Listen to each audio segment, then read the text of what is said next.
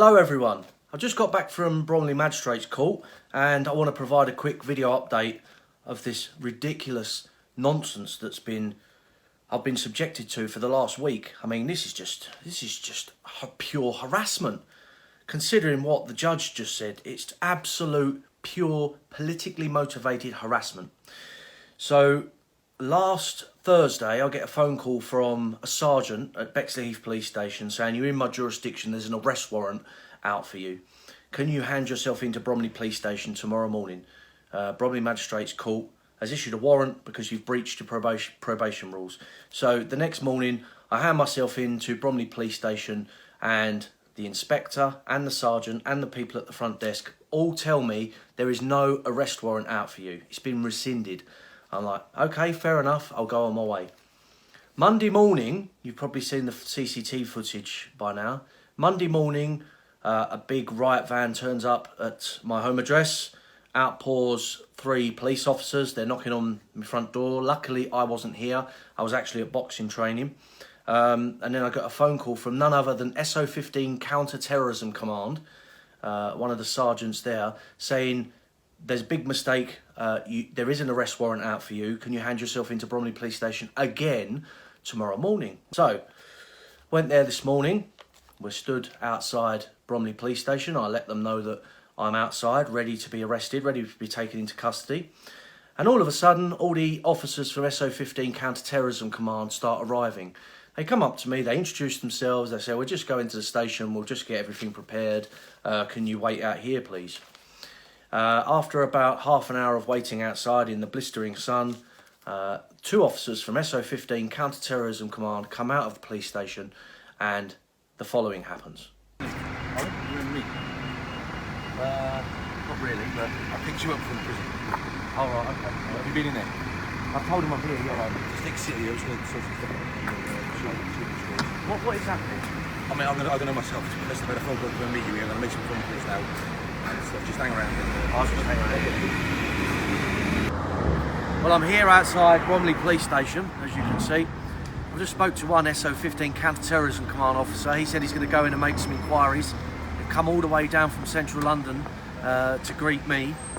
I've been told this is because probation are accusing me of breaching my post-sentence supervision, not letting them know where I'm staying every night, which is nonsense because I've got incontrovertible evidence to show that I have let them know everything I've been doing well in advance of when I'm doing it. So I've spoken to the counter. I'm just waiting for them to come out and arrest me. Let's see what happens. But this is the kind of nonsense that Patriot leaders have to put up with on a daily basis. The idea is to try and grind me down and grind me down and grind me down until in the end I just think, I can't take this anymore, I'm going to give up. But they're grossly underestimating me if they think I'm going to be, if they're going to put the pressure on me and I'm going to end up surrendering. It's not going to happen. It's never going to happen. I don't care what they do to me. I'm never, ever going to stop fighting for my country. Do you have to do that? Film me. Why? Perfectly legal, isn't it? Yeah, I know, but why? It's legal, isn't it? Right, Paul, there's a warrant out for your arrest. What we're proposing to do is to not arrest you, take you up to Bromley Magistrates Court. Okay. Do the business there. Alright? We'll drive you up. You happy with it? Yeah. Yeah? If we skip out the part of the police cells. Can I just ask, are you guys SO15? Me. Well, you are, because you said you were when you came and picked me up from HMP Liverpool. Am I a terrorist? Seriously, am I a terrorist? Paul, do you want us to do that? Do you want us to drive you up there? Yes, that's fine by me. I'll come with you, yeah. So I'm going to bring a car around back here, so police you around, so I'll be 5 minutes. Okay, right, fine.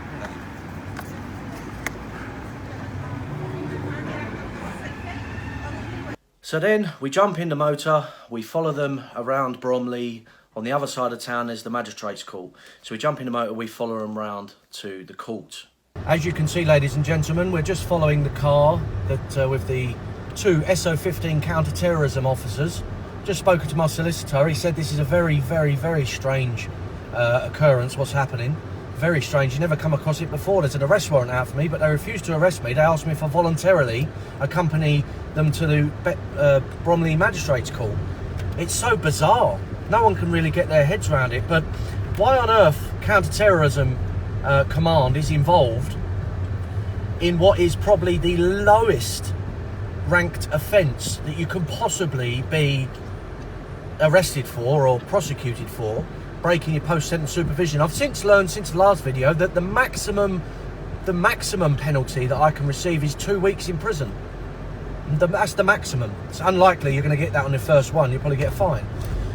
But I can't wait to get to the court now and present these SO15 guys with all of the evidence that I've got here. Printed out emails showing that, proving beyond a doubt that I showed probation where I was staying, when I was going, the flights I was going on.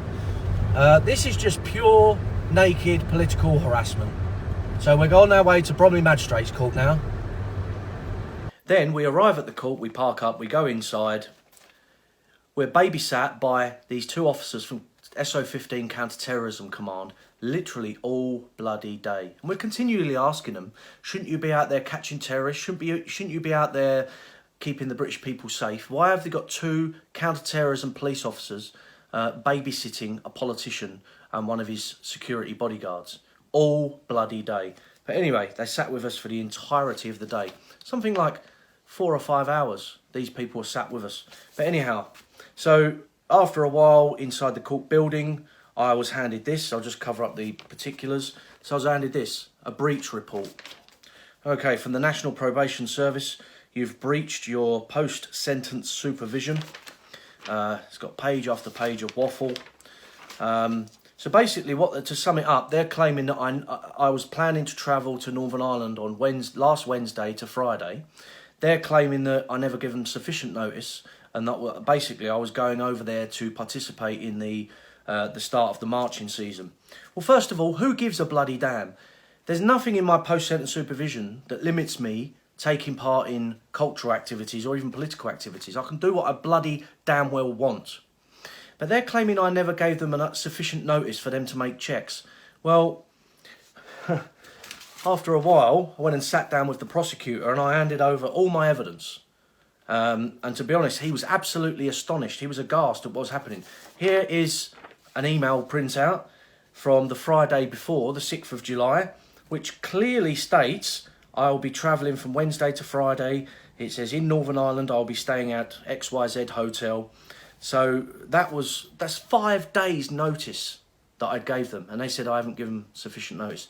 5 days. Then on the Monday, 2 days before I was meant to go, we forwarded it again. Here's a printout of the email that we forwarded to my probation officer again. Funnily enough, on that Monday, he broke off all communication with me. I tried ringing him and ringing him and ringing him and ringing him, wouldn't answer. Even the probation prosecutor in court today could not get hold of this team that's overseeing me. He rang my probation officer, no answer. It was just a nightmare. I mean, the judge and the magistrates were just incredulous. What the hell is going on here? The fact of the matter is, I didn't even go over to Northern Ireland, which nullifies the whole thing anyway. I presented evidence that I was actually staying at home during this period. There's CCTV of me returning from the airport on the 10th, and I was meant to go to Northern Ireland on the 11th.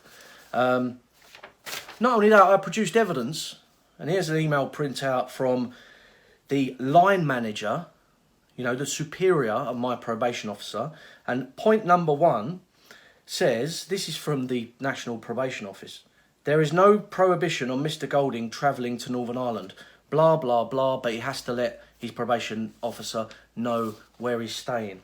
Regardless of all of this, they still decided to prosecute me. So I'll just read some extra bits and bobs out from the breach report that I was handed. And this is where their case falls apart.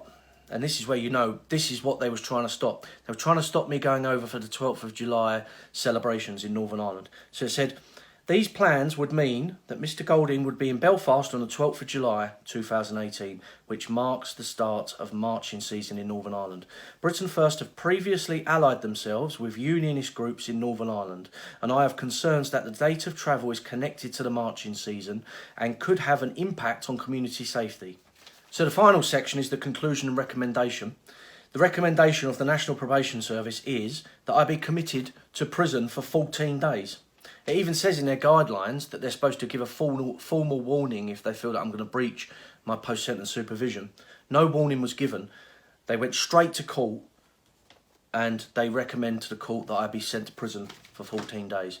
To his credit, the judge looked at all of this evidence and just said, quashed it right there and then. Case thrown out.